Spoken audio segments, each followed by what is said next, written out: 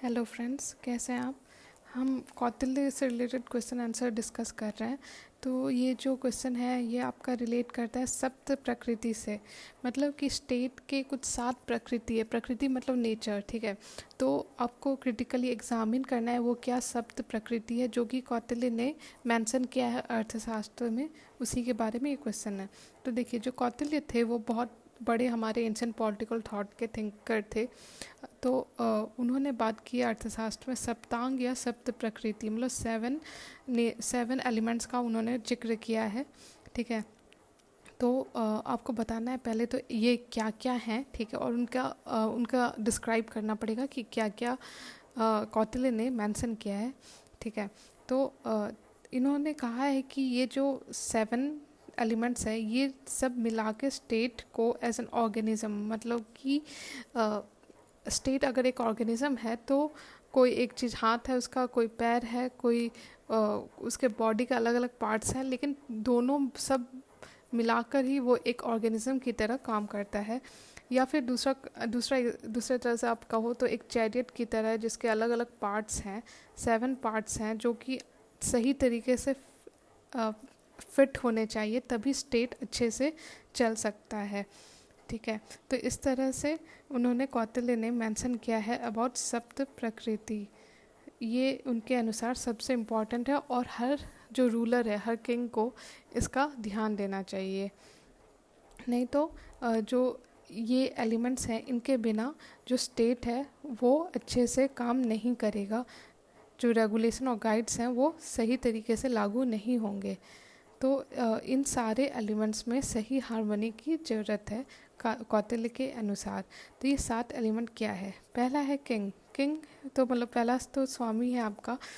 कौटिल्य ने कंसिडर को किया है किंग को एक नाभि की तरह। नाभि मतलब कि एक तरह से सेंटर माना है किंग को ऑफ द ऑर्गेनिक स्टेट, और सबसे ज़्यादा इम्पॉर्टेंट एलिमेंट सॉवरेनिटी का। मतलब कि एक स्टेट के लिए सबसे इम्पॉर्टेंट चीज़ जो है वो है उसका राजा का नेचर, उसका जो फीचर्स हैं, वो किस तरह से वेलफेयर स्टेट रखता है, ये सब मतलब कि किंग को बहुत वैल्यू दिया जाता है, ठीक है। दूसरा, कौटिल्य ने बहुत ज़्यादा माना है किंग को, लेकिन साथ में ये भी माना है कि किंग के अलावा जो बाकी एलिमेंट्स हैं वो भी बहुत इम्पॉर्टेंट है। दूसरा लेवल पे दूसरा जो एलिमेंट है जिसके बारे में कौटिल्य ने मेंशन किया वो अमात्यास हैं या मिनिस्टर्स हैं। ये काउंसिल ऑफ मिनिस्टर, कौटिल्य ने कहा है कि हर एक राजा के पास काउंसिल ऑफ मिनिस्टर होना चाहिए जो कि डे टू डे अफेयर से रिलेट करेगा। और जो ये अमात्य होने चाहिए वो ब्राह्मण जो कास्ट है उससे बिलोंग करना चाहिए। हमारे एंशिएंट ट्रेडिशन में जो ब्राह्मण को माना जाता था as a centre of knowledge, तो कौटिल्य ने कहा है कि ब्राह्मण विद नॉलेज ऑफ वेदास, जिस ब्राह्मण को वेद का नॉलेज हो उसी को डे टू डे अफेयर्स का जिम्मा देना चाहिए। इससे क्या होगा कि राइटियस यानी कि धर्म का फॉलो होगा राज्य में। कौटिल्य ने सजेस्ट किया है कि कम से कम 3 अमात्य हो, मतलब कि सिर्फ एक ही नहीं बल्कि 3 अमात्य हो। इससे एक तरह से उन्होंने बैलेंस ऑफ पावर मेंटेन करने की कोशिश की है, ताकि कोई एक अगर अमात्य होगा तो पावर कंसंट्रेटेड हो जाएगी उसके पास और वो उस किंग के खिलाफ भी जा सकता है। तो इसलिए 3 मंत्रियों का होना यानी अमात्य का होना जरूरी है। तीसरा है जनपद। जनपद मतलब पीपल और टेरिटरी। एक तरह से जो लोग हैं और जो ज़मीन जो लैंड है वो भी उतना ही इम्पॉर्टेंट है। कौटिल्य ने डिफाइन किया territory is able to protect and support both the king and the subjects. मतलब कि टेरिटरी ऐसी होनी चाहिए, ज़मीन लैंड ऐसा होना चाहिए जो कि किंग और जो लोग रह रहे हैं दोनों को सपोर्ट कर पाए। नेक्स्ट है दुर्ग। दुर्ग मतलब फोर्टिफिकेशन। कौटिल्य ने अलग अलग दुर्ग के बारे में मतलब वाटर फोर्ट, हिल फोर्ट, इस तरह से अलग अलग डिवीज़न भी किया है फोर्टिफिकेशन का। अगर सही फोर्टिफिकेशन हो तो ये एक तरह से सिंबल है ऑफेंसिव और डिफेंसिव पावर का, क्योंकि अगर सही फोर्टिफिकेशन है उस समय ये एक बहुत बड़ा तरीका था जो राज्य है उसको मेंटेन करने का और साथ में बचाने का किसी अटैक से।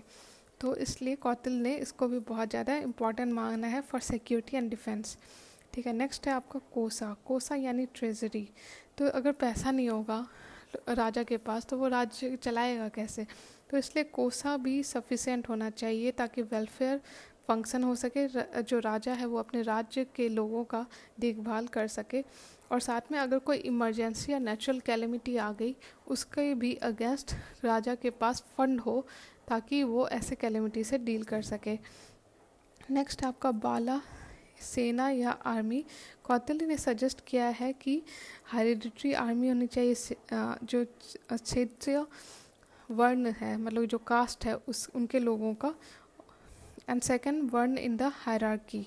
ठीक है, तो जो क्षेत्रीय हैं वो मिलके आर्मी बनाना चाहिए। तो आर्मी को कौटिल्य ने बाला या सेना का नाम दिया है। नेक्स्ट है आपका मित्र या एलाइज। ये एक तरह से सिंबॉलिक इम्पोर्टेंस है ये, क्योंकि ये दिखाता है strength of the king, because Kautilya considers that friend aids to the power of the state. मतलब कि जिस तरह से हमारा अभी मित्र है अमेरिका, या क्वाड के थ्रू हम देख रहे हैं कि जापान है, ऑस्ट्रेलिया है, तो इंडिया जैसे अगर आप एक राज्य मान लो, तो जो ये हमारे मित्र हैं या जो अलाइज हैं ये हमारे पावर को ऐड करते हैं।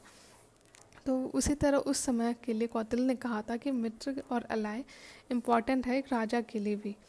तो इस तरह से हमने देखा जो 7 सद्गुण्य मतलब कि जो बेसिक एलिमेंट्स हैं स्टेट को कंप्लीट करने के लिए, वो हमने देखा। ठीक है, बेसिस फॉर द सद्गुण्य थ्योरी।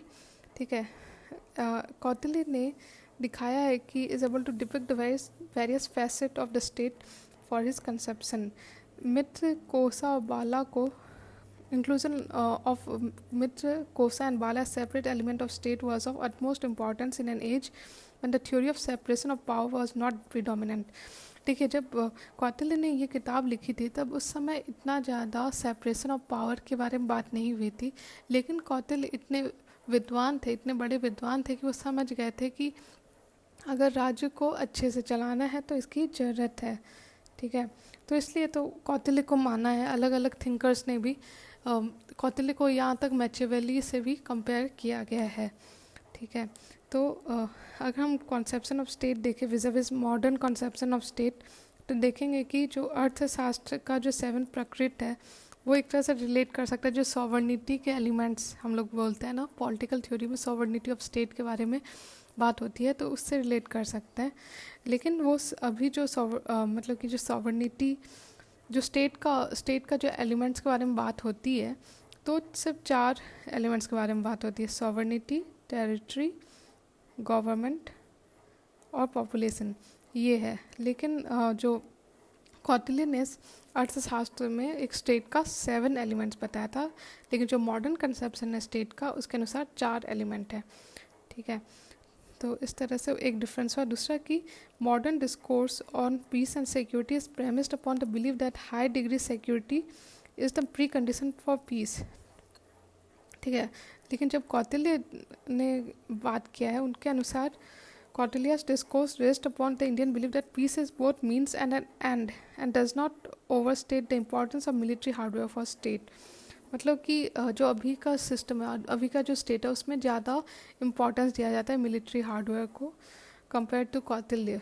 ठीक है,